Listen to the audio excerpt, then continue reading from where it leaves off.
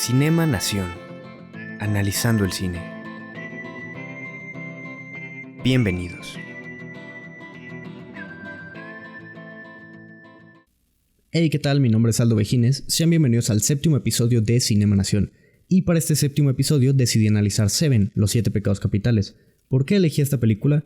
Bueno, porque episodio 7, Seven, los 7 pecados capitales, séptimo episodio, todo encaja.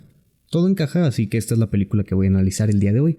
Pero antes de comenzar con el análisis, no olviden suscribirse si están escuchando esto en YouTube, o seguir ya sea en Spotify o Apple Podcast. Comenzando con el análisis, esta es una película escrita por Andrew Kevin Walker, y es la segunda película dirigida por David Fincher, esto después de que dirigiera Alien 3 en 1992, que fue una película en la que no tuvo mucha libertad creativa, que digamos.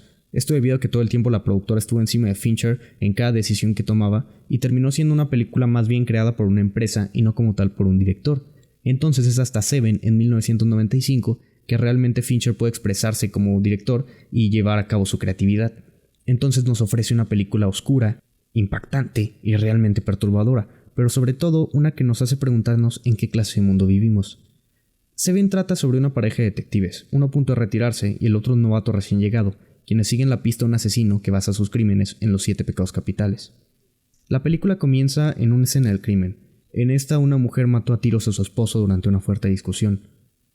Así que Somerset, que está ahí, que es interpretado por Morgan Freeman, decide preguntar si el niño que está en la casa vio los hechos.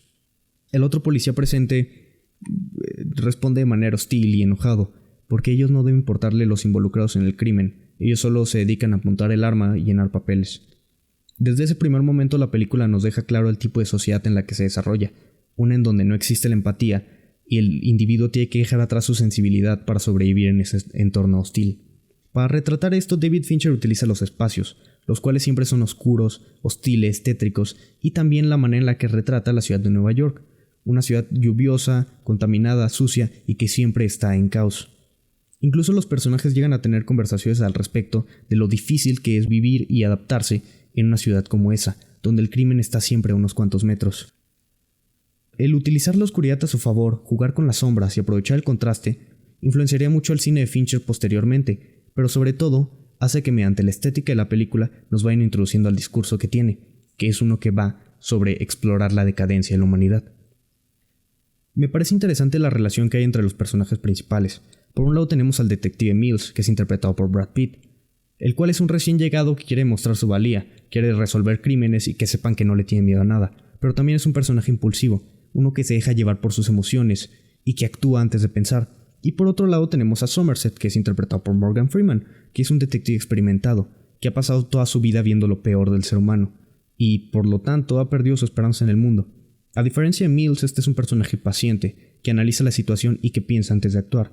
Evidentemente esto genera un choque entre los dos personajes, pero sobre todo hay un choque ideológico. Por un lado tenemos la visión esperanzada que tiene Mills, de que el mundo aún puede cambiar y que se puede ejercer la justicia y actuar para cambiar al mundo, pues.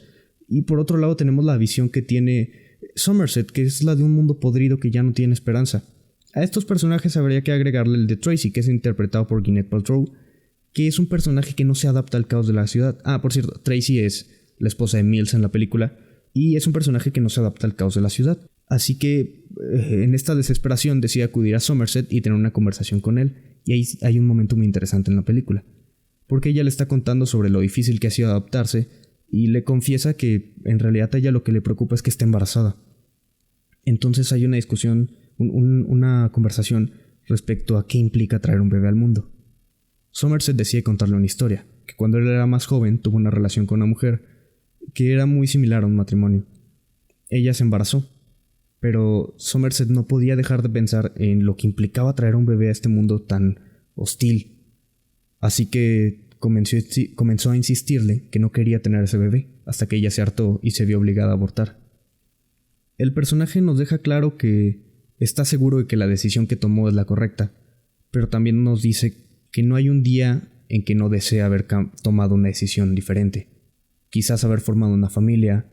Y es que en un mundo tan podrido como el que nos plantea la película, tener esperanza, tener un núcleo, es lo que ayuda a los personajes a continuar. Y si algo ha perdido este personaje es la esperanza. Y es que después de ver tantas cosas atroces, de ver lo peor del ser humano, obviamente Somerset pierde su fe en el mundo, como es el caso de lo que nos muestra la película, estos asesinatos. Y el personaje acaba sin esperanza y actuando por inercia, sin una verdadera razón para continuar. Pero 7 días antes de retirarse de ser policía, llega un último caso, uno de un asesino serial que mata a sus víctimas en base a los 7 pecados capitales. Entonces la película nos introduce a este misterio muy similar a lo que hace el cine y las novelas detectivescas, en donde están buscando al asesino que está detrás de todo. Me parece interesante cómo la película utiliza la iluminación para encubrir la cara del asesino, y de hecho para encubrir quién era el protagonista, porque no sale ni en los créditos ni apareció en la publicidad de la película. Al final pues resulta que el asesino es Kevin Spacey, que pues ya lo conoceremos por buenas o malas razones, pero lo que no se puede negar es que su interpretación de Jonathan Due es impresionante, porque no es un asesino que esté loco de remate o que actúe sin pensar, es un personaje inteligente, pero que tiene una visión torcida del mundo. Y es que él cree que predica con estos asesinatos, que lo que va a hacer va a impactar lo suficiente a la sociedad para que cambie. Cuando los protagonistas lo interrogan, él dice algo muy interesante y les dice: ves un pecado capital en cada esquina, y nadie hace nada para cambiarlo, simplemente voltean a otro lado. En este sentido no es tan distinto a los protagonistas. Por un lado tenemos a Mills, que aún tiene esperanza en el mundo y tiene fe en que se puede ejercer la justicia para mejorarlo. Y de otro lado está Somerset, que ha perdido la esperanza en la humanidad por completo, y que únicamente recopila las pistas y la evidencia de un crimen porque es lo que tiene que hacer. Sabe que no tiene sentido, pero continúa porque es lo que ha hecho toda su vida. El asesino no es tan distinto a ellos dos, observa la decadencia humana, pero al sentirse elegido por Dios, cree que cometiendo los asesinatos va a cambiar las cosas. Entonces lo que hace es utilizar el pecado de cada una de sus víctimas para acabar por matarlos. La gula, avaricia, pereza, lujuria, soberbia, envidia e ira. Pero estos últimos dos funcionan de manera distinta, porque según el asesino, todos los personajes, todas las víctimas eran culpables de uno de estos pecados. Incluso cuando los personajes les dice por qué está matando gente inocente, él les dice que solo en un mundo tan enfermo se creería que estas personas son inocentes. Pero resulta que sí hay un personaje inocente entre esas víctimas. Y es que, bueno, aquí hay un spoiler de la película. Ya dije varios, ¿no? Pero por si acaso. El personaje de Tracy, la esposa de Mills, sí era inocente y él la asesina con la intención de que Mills lo asesine a él, que se considera culpable de envidia de un hombre normal. Entonces el último personaje, la última víctima en realidad es Mills, que es culpable de la ira. Y que en realidad es la octava víctima y en realidad no muere como tal, pero sí pierde cualquier razón para vivir, que era su esposa. Entonces después de que ocurre esto, la película termina con Somerset citando a Ernest Hemingway. El mundo es un lugar maravilloso y vale la pena luchar por él. Pero lo que dice es: estoy de acuerdo con la segunda parte. Entonces la película parece tener un desenlace desesperanzado, pero realmente nunca deja de lado que vale la pena luchar por él. Volviendo al personaje de Somerset, volviéndolo a analizar, no parece que realmente haya perdido la esperanza en el mundo. Digo, todo el tiempo lo dice y todo el tiempo lo repite, e incluso intenta convencer a Mills de que así son las cosas. Pero en el fondo él sigue luchando por la justicia. Él tiene una moral incorruptible, y aun cuando pudo retirarse, decide volver al caso para ayudar a Mills a solucionarlo. También aconseja a Tracy y le dice que si decide tener ese niño, no pase un momento sin mimarlo y darle amor. Este personaje nos deja claro que no siempre nuestras palabras van acorde a nuestros actos. Y aun cuando está tan decepcionado del mundo y de nuestra sociedad, guarda esperanza en que las cosas cambien. Me quedo mucho con la última frase. El mundo es un lugar maravilloso y vale la pena luchar por él. Quizás el mundo no es un lugar maravilloso. Todos los días pasan actos atroces, todos los días se sigue perpetuando la desigualdad en este mundo, pero aunque el mundo está podrido, siempre vale la pena luchar por él.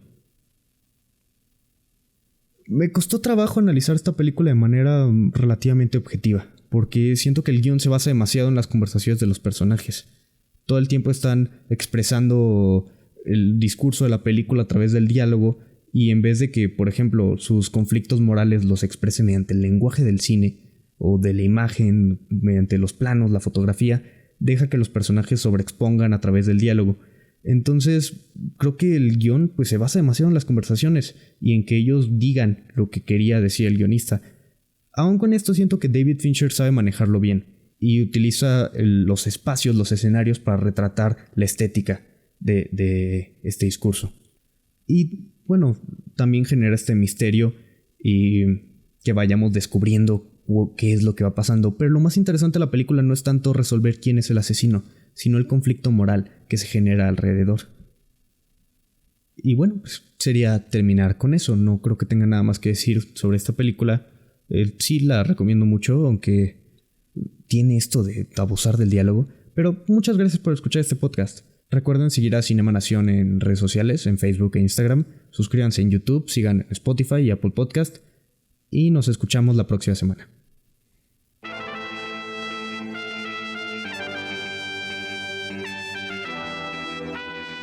Gracias por escuchar Cinema Nación.